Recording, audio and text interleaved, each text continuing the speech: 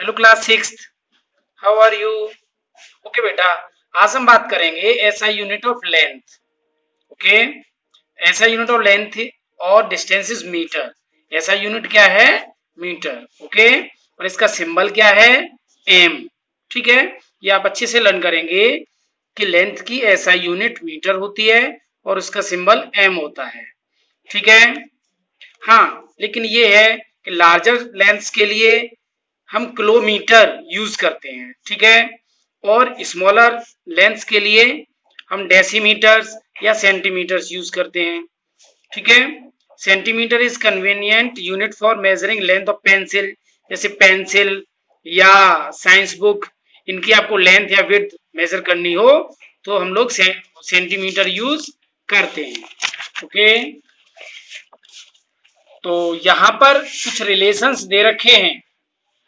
Okay, कुछ relations हैं कि 1 किलोमीटर इक्वल टू 1000 मीटर, ये आपने मैथ्स में भी पढ़ा होगा।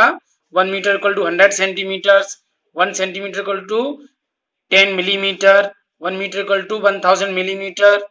ओके, इसको हम शॉर्ट में इस तरीके से भी नोट कर सकते हैं। ओके, शॉर्ट में किलोमीटर को हम के एम, मीटर को एम, सेंटीमीटर को सी एम, इस तरीके से भी नोट कर सकते हैं। ठीक है, जैसे एक एग्जांपल देखिए, Mohan's house is 3250 metre from his school, express this distance in kilometres. Actually जो मोहन का जो घर है वो स्कूल से 3200 मीटर की डिस्टेंस पे है। ओके, तो इसको हमें किलोमीटर में फाइंड करना है। तो देखिए, हम जानते हैं कि 1 किलोमीटर इक्वल टू 1000 मीटर होते हैं।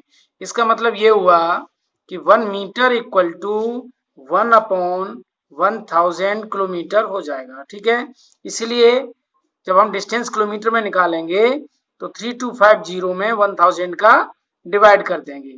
हमेशा याद रखो, बड़ी यूनिट से छोटी यूनिट में जब हम कन्वर्ट करते हैं तो मल्टीप्लाई करते हैं, और छोटी यूनिट से बड़ी यूनिट में कन्वर्ट करते हैं तो डिवाइड करते हैं।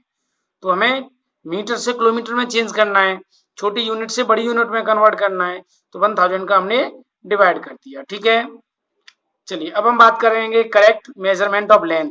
लेंथ का करेक्ट मेजरमेंट है क्या?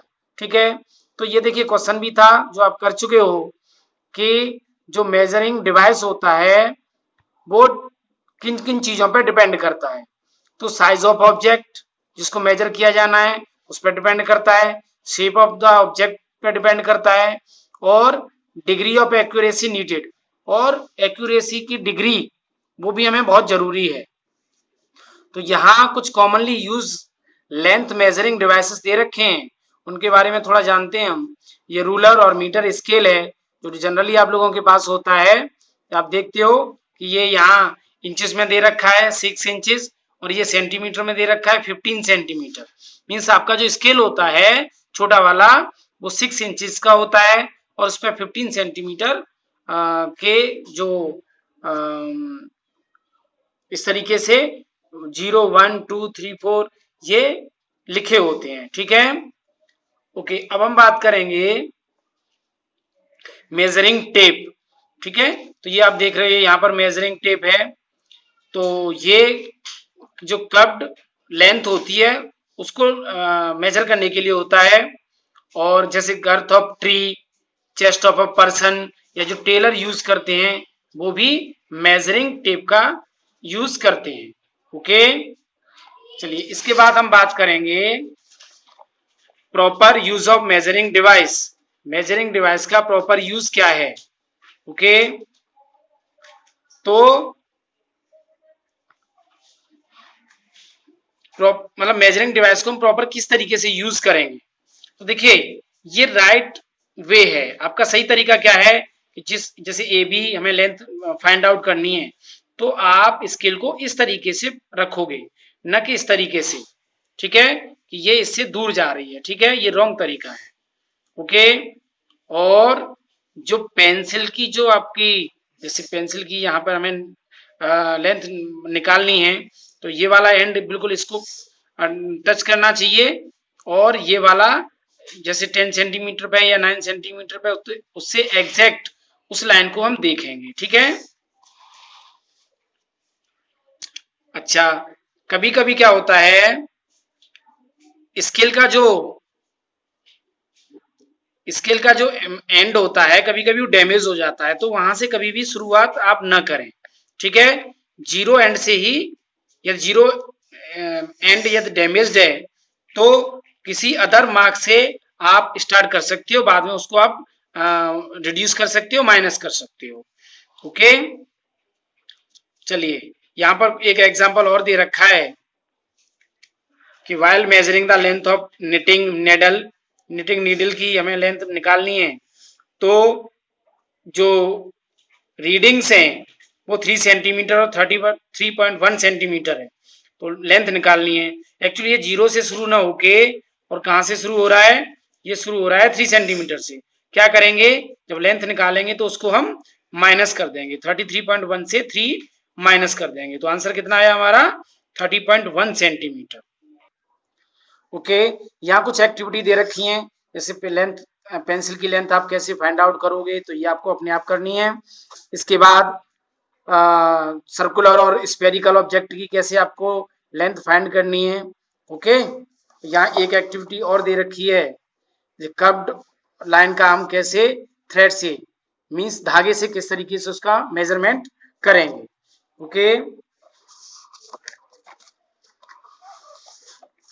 तो ये तो हुई मेजरमेंट की बात। अब बात करते हैं व्हाट इज मोशन। मोशन क्या है, तो एक्चुअली होता क्या है, कोई बॉडी मोशन में कब कही जाती है, जब वो जो रेफरेंस पॉइंट्स होते हैं, स्टेशनरी ऑब्जेक्ट्स होते हैं, उनके अकॉर्डिंग जब वो अपनी पोजीशन चेंज करते हैं, बॉडी कोई पोजीशन चेंज करती है और कुछ टाइम में, तो उसे हम कह सकते हैं कि बॉडी या कोई ऑब्जेक्ट मोशन में है, ठीक है। तो the object which do not change their position with time, ठीक है। तो दो टाइप के ऑब्जेक्ट्स यहाँ पर बताए गए हैं, ऐसे ऑब्जेक्ट्स जो अपनी पोजीशन चेंज नहीं करते, ठीक है। तो do not change their position with time, उनको हम रेस्ट में कह सकते हैं कि वो बॉडी या वो ऑब्जेक्ट रेस्ट में, और जो अपनी टाइम के अकॉर्डिंग पोजीशन चेंज करती है उनको हम मोशन में कह सकते हैं, ठीक है। तो द सेम ऑब्जेक्ट में बी एट रेस्ट एट, हाँ कभी कभी क्या होता है, कोई ऑब्जेक्ट किसी समय तो रेस्ट में हो सकता है और किसी समय मोशन में हो सकता है, ठीक है। तो हम ये नहीं कह सकते कि nothing is at absolute rest, कुछ भी चीज रेस्ट में है या एब्सोल्यूट मोशन में है, ठीक है। दस स्टेट ऑफ रेस्ट और motion is relative to fixed point, ये सब किस चीज पर डिपेंड करता है, फिक्स्ड पॉइंट पर डिपेंड करता है, ठीक है। ओके, यहां हम बात करेंगे types of motion. Types of motion क्या है, आर ऑल मोशन अलाइक, क्या मोशन सभी एक जैसे होते हैं, नहीं। तो यहां पर हम बात करेंगे कि मोशन साइंस में किस तरीके से क्लासिफाइड किए गए हैं। ओके, तो सबसे पहले हम बात करते हैं टाइप्स ऑफ मोशन। तो इसमें सबसे पहले ट्रांसलेटरी मोशन, ट्रांसलेटरी मोशन में लीनियर मोशन, सर्कुलर मोशन और रैंडम मोशन, रोटेटरी में रोटेशनल मोशन, और रोलिंग में rolling motion, periodic motion, oscillatory motion, ठीक है। ट्रांसलेटरी मोशन की यदि हम बात करें, तो जब कोई body moves as a whole, पूरी बॉडी चलती है, and every point on its move the same distance, और हर एक पॉइंट, बॉडी का हर एक पॉइंट सेम डिस्टेंस कवर करता है, उसे हम ट्रांसलेटरी मोशन कहते हैं। ये 3 टाइप्स का होता है, ये क्वेश्चंस में भी है, लीनियर, कर्वीलिनियर या सर्कुलर मोशन भी कहते हैं, और रैंडम मोशन, ठीक है। लीनियर मोशन क्या है, जब कोई बॉडी स्ट्रेट लाइन पर मूव करती है तो वो लीनियर मोशन कहलाता है, ठीक है। इसको हम रेक्टिलिनियर मोशन भी कहते हैं। ओके, कर्वीलिनियर मोशन क्या है, कर्वीलिनियर मोशन में जब कर्व्ड पाथ पर जब कोई बॉडी मूव करती है तो उसे हम कर्वीलिनियर मोशन या सर्कुलर मोशन भी कहते हैं। Okay,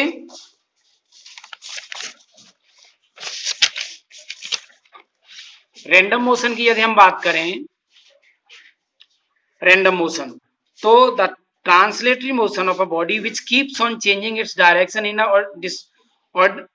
orderly manner is called random motion. जैसे हम खेलते हैं तो कभी हम एक तरफ मुड़ जाते हैं, कभी दूसरी तरफ मुड़ जाते हैं, ये रैंडम मोशन है। ओके, जैसे motion of an ant, motion of a football और हॉकी प्लेयर। रोटेटरी मोशन की बात करते हैं तो जैसे स्प्रिंग टॉप का जो मोशन होता है, स्प्रिंग ऑफ टॉप, ये क्या है, रोटेटरी मोशन है। जब कोई body every particle on it moves along a circular path fixed axis, किसी फिक्स्ड एक्सिस पे जब घूमता है तो उसे हम रोटेटरी मोशन कहते हैं। ठीक है, ये कुछ एग्जांपल्स हैं।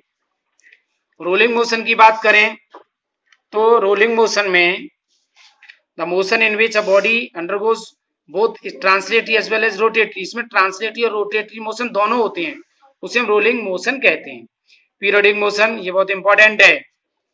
The motion which repeat itself at a regular interval of time, जब मोशन एक डेफिनेट टाइम के बाद और रिपीट होता है उसे हम पीरियोडिक मोशन कहते हैं। ठीक है, जैसे मून का अर्थ के चारों ओर मोशन होता है, अर्थ का सन के चारों तरफ होता है, हार्ट बीट होती है, पेंडुलम ऑफ अ क्लॉक, ये बहुत इंपॉर्टेंट है। ओके, तो ये सारे एग्जांपल्स हैं पीरियोडिक मोशन के। इसके बाद ऑसिलेटरी वाइब्रेटरी मोशन, जो to and fro motion of a body along the same path is called oscillatory motion. इसमें टू एंड फ्रो, आगे पीछे जो मोशन होता है उसे हम ऑसिलेटरी मोशन कहते हैं। और वाइब्रेटरी में जब पार्टिकल्स वाइब्रेट करते हैं, ठीक है, जैसे motion of pendulum, wall clock, और झूले पे जब झूलता है कोई बच्चा, वो भी सब ऑसिलेटरी मोशन के एग्जांपल्स हैं। ठीक है, और वाइब्रेशन क्या है, स्मॉल एंड रैपिड ऑसिलेशन को हम वाइब्रेशंस कहते हैं। ओके, तो small and rapid to and fro movement of a body or a part of it from its mean position is called vibratory motion. Okay, जब छोटा और rapid to and fro movement होता है उसे हम वाइब्रेटरी मोशन कहते हैं। Okay students, तो आपको अच्छे से ये चैप्टर समझ में आया होगा। क्वेश्चन आंसर्स करिएगा और इसको अच्छे से तैयार करिएगा। Thank you.